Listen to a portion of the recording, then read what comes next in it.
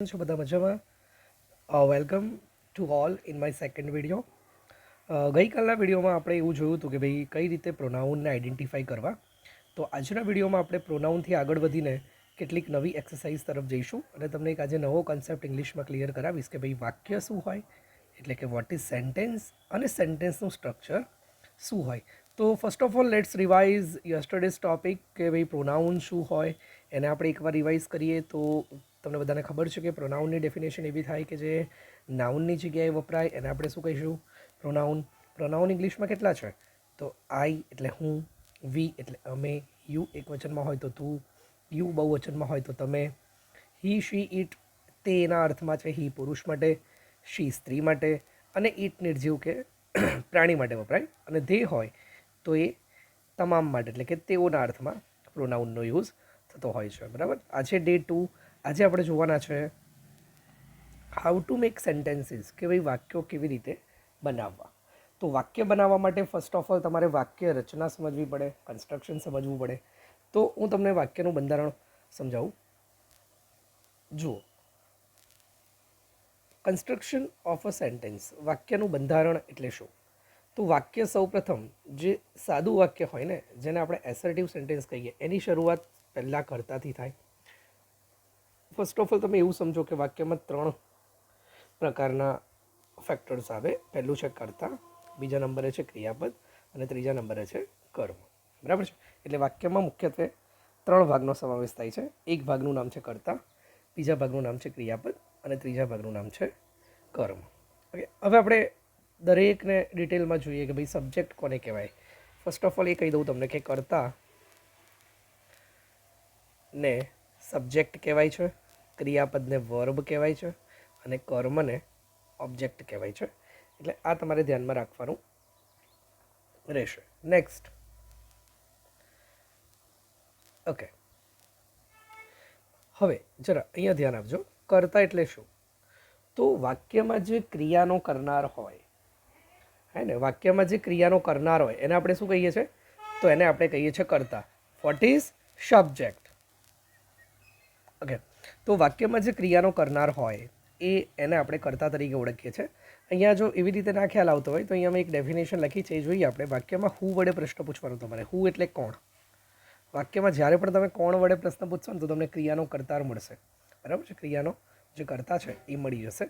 જેમ કે અહીંયા એક્ઝામ્પલ તરીકે ભાવિનસર અંગ્રેજી ભણાવી રહ્યા છે, એક સાદું સિમ્પલ સેન્ટેન્સ છે. બરાબર. તો આમાં તમારે જો સબ્જેક્ટને ફાઇન્ડ કરવો હોય તો તમે શેનાથી પ્રશ્ન પૂછશો? કોણ વડે પ્રશ્ન પૂછો. તો કોણ અંગ્રેજી ભણાવી રહ્યા છે? અંગ્રેજી કોણ ભણાવી રહ્યું છે? તો તમારો આન્સર આવશે ભાવિનસર. તો આ વાક્યમાં કર્તા તરીકે આપણે ભાવિનસરને લઈશું. એટલે એવું કહેવાય કે ઇંગ્લિશમાં જેને કહેવું હોય ને એ લોકો એવું કંઈક બોલી શકે કે ભાઈ આ વાક્યમાં સબ્જેક્ટ કોણ છે? તો કે ભાવિનસર છે. નેક્સ્ટ, જો અહીંયા મેં આપ્યું જ છે ડિટેલમાં કે ભાવિનસર અંગ્રેજી ભણાવી રહ્યા છે. તો કોણ અંગ્રેજી ભણાવી રહ્યું છે? તો જવાબ છે ભાવિનસર. એટલે ઉપરોક્ત વાક્યમાં કર્તા તરીકે આપણે ભાવિનસરને લઈશું. નેક્સ્ટ, જો હવે અહીંયા મેં 5 એક્ઝામ્પલને આપણે ધ્યાનમાં રાખીશું. મોહનભાઈ ખેતર ખેડી રહ્યા છે.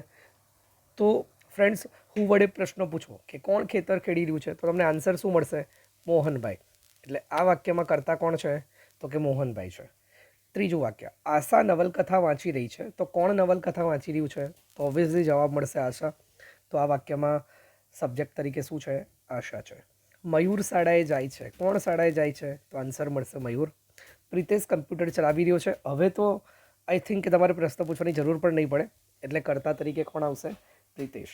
તો આ રીતે તમે કોઈ પણ વાક્યમાં કર્તા એટલે કે સબ્જેક્ટને આઈડેન્ટિફાઈ કરી શકો છો.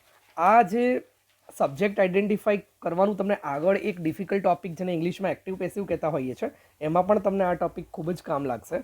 તો બેઝિકથી ગ્રામર ચલાવવાનો ઇન્ટેન્શન જ એ છે કે તમને આગળ જઈને ડિફિકલ્ટ ટોપિકમાં કોઈ તકલીફ ન પડે. ચલો નેક્સ્ટ, હવે આપણે આગળ જઈએ. ઓકે, હવે 5 સેન્ટેન્સ છે ને મેં ઇંગ્લિશમાં લખ્યા છે, જેથી તમને ગુજરાતીમાં આવડી ગયું છે, પરંતુ ઇંગ્લિશમાં એ ફાવે છે કે નહીં, એટલે આપણે ઇંગ્લિશમાં પણ 5 સેન્ટેન્સ લખીને તમને તૈયાર કરાવ્યા છે. જોઈએ. ચલો, ફર્સ્ટ સેન્ટેન્સ છે સચિન ઇઝ પ્લેઇંગ ક્રિકેટ. તો who is playing cricket? The answer is Sachin. Ajay is solving sums. Who is solving sums? તો answer is Ajay. Payal is cutting vegetables. Who is cutting vegetables? તો the answer is Payal. They are reading books. Who are reading books? So the answer is they. Piyush is drawing paintings. Who is drawing paintings? The answer is Piyush. Now, Sachin, Ajay, Payal, they અને પિયુષ આ તમામ આ વાક્યોમાં કર્તા એટલે કે subject છે. શું છે? કર્તા એટલે કે સબ્જેક્ટ છે. આઈ હોપ કે તમને કર્તાનો ટોપિક એકદમ પરફેક્ટ ક્લિયર ખબર પડી ગઈ હશે. ચલો નેક્સ્ટ હવે આપણે આગળ વધીએ. ચલો હવે સેકન્ડ નંબર પર કરતા આવડી ગયા પછી તમને નેક્સ્ટ આપણે લઈશું કર્મ. કર્મને ઇંગ્લિશમાં પહેલાં તો ઓબ્જેક્ટ કહેવાય, એ ધ્યાન રાખજો. હવે વાક્યમાં ક્રિયાનો કરતા ખ્યાલ આવી ગયો. હવે ક્રિયાનો કરતા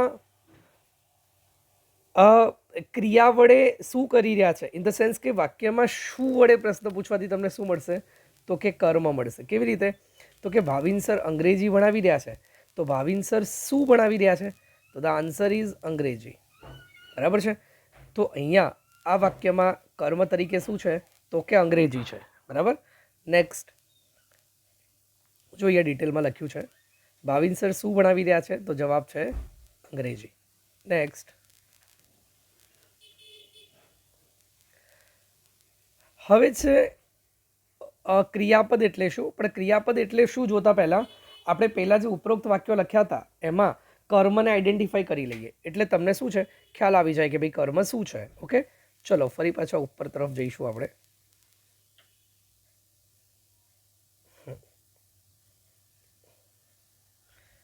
ઓકે, અહીંયાથી લઈએ. મોહનભાઈ ખેતર ખેડી રહ્યા છે. હવે કોણ વડે પ્રશ્ન પૂછો તો કોણ ખેતર ખેડી રહ્યું છે? તો આન્સર આવશે મોહનભાઈ, એટલે મોહનભાઈ તો કરતા થયા. મોહનભાઈ શું ખેડી રહ્યા છે? તો આન્સર શું મળશે? ખેતર. એટલે આ વાક્યમાં કર્મ શું છે? ખેતર. શું વડે પ્રશ્ન પૂછવાનો છે ફ્રેન્ડ્સ, બરાબર ને? આશા નવલકથા વાંચી રહી છે. આશા શું વાંચી રહી છે? તો કે નવલકથા. તો નવલકથા એ શું છે? કર્મ છે. મયુર શાળાએ જાય છે. બરાબર છે. તો આ વાક્યમાં છે ને મયુર ક્યાં જાય છે? તો શાળાએ. આમ જોવા જઈએ તો અહીંયા શું વડે પ્રશ્ન નહીં બને. શેનાથી બનશે? ક્યાં વડે બનશે. તો શાળાએ જે છે એ એક પ્રકારનો શું કહેવાય? કર્મ કહેવાય.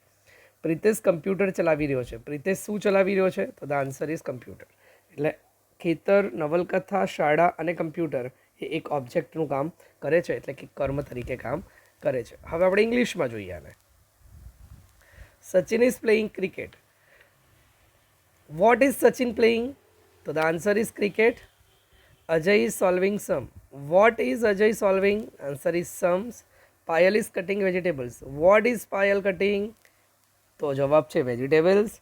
દે are reading books. What are they reading? તો ધ આન્સર ઇઝ બુક્સ. અને Piyush is drawing paintings. What is Piyush drawing? Answer is paintings. એટલે ક્રિકેટ, શમ એટલે દાખલા, વેજીટેબલ્સ, બુક્સ, પેઇન્ટિંગ્સ, આ તમામ વસ્તુ અહીંયા કર્મ એટલે કે ઓબ્જેક્ટ્સ તરીકે કામ કરશે. ઓકે, હવે નેક્સ્ટ આપણે ક્રિયાપદ જોઈશું કે ભાઈ ક્રિયાપદ શું છે. તો ક્રિયાપદ એટલે શું? What is verb? વાક્યમાં કર્તા શું કરી રહ્યો છે? Action verb. ક્રિયાપદને આપણે એક્શન વર્બ પણ કહી શકીએ. Action verb. વાક્યમાં કર્તા શું કરી રહ્યો છે, વોટ ડુઈંગ વડે જ્યારે તમે પ્રશ્ન પૂછો ને તો એને આપણે ક્રિયાપદ કહીશું. જેમ કે અહીંયા છે ભાવિનસર અંગ્રેજી ભણાવી રહ્યા છે, તો ભાવિનસર શું કરી રહ્યા છે? ધ આન્સર ઇઝ ભાવિનસર ભણાવી રહ્યા છે, મીન્સ કે ટીચિંગ. તો ટીચિંગ જે છે એ શું છે? વર્બ છે. તો ભાવિનસર શું કરી રહ્યા છે? તો ભાવિનસર ભણાવી રહ્યા છે. તો ટીચિંગ એ શું છે? તો કે એક વર્બ.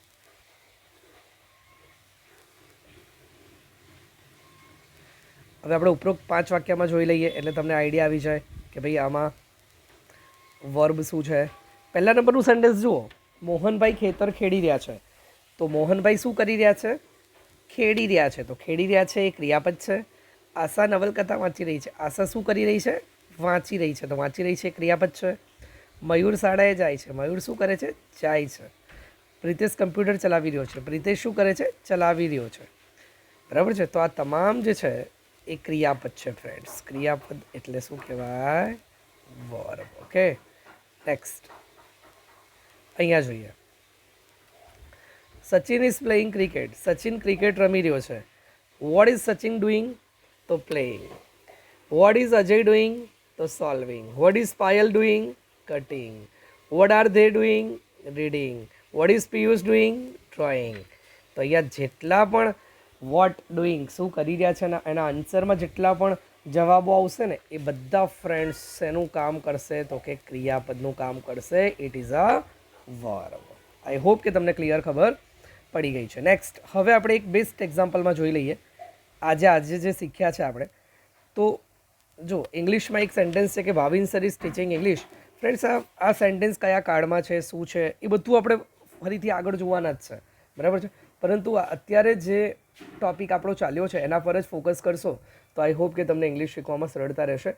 અને નોટ્સ બનાવતા જજો. ફરી એકવાર તમને કહી દઉં કે નોટ્સ બનાવવી જરૂરી છે, કારણ કે જ્યાં સુધી તમે એને લખશો નહીં ને ત્યાં સુધી તમને એ આઈડિયા નહીં આવે, બરાબર છે. જુઓ, હવે એક સેન્ટેન્સ છે કે ભાવિન્સર ઇઝ ટીચિંગ ઇંગ્લિશ. ભાવિન્સર જે છે એ ઇંગ્લિશ ભણાવી રહ્યા છે. હવે આ સેન્ટેન્સમાં આપણે કર્તા, ક્રિયાપદ અને કર્મને આઈડેન્ટિફાઈ કરવું હોય તો કેવી રીતે કરાય ફ્રેન્ડ્સ? તો ભાવિન્સર હુ ઇઝ ટીચિંગ ઇંગ્લિશ, બધાને ખબર છે કે કોણ વડે પ્રશ્ન પૂછવાથી તમને શું મળશે? કર્તા. શું કરી રહ્યા છે તો કે ટીચિંગ, એનાથી પ્રશ્ન પૂછવાથી તમને ક્રિયાપદ મળશે. અને શું ભણાવી રહ્યા છે, શું વડે, ઓનલી વોટ, શું વડે પ્રશ્ન પૂછો ને તો શું મળશે તમને? કર્મ. તો જુઓ, વાક્ય કઈ રીતે બને? તો કર્તા પ્લસ ક્રિયાપદ પ્લસ કર્મ, આ ત્રણ વસ્તુ જ્યારે ભેગું થાય ને તો બને વાક્ય. તો સેન્ટેન્સ પેટર્ન ઇંગ્લિશમાં કઈ રીતે છે, આઈ હોપ કે તમને બધાને ખબર પડી ગઈ હશે. Thank you friends. આવતીકાલે મળીએ.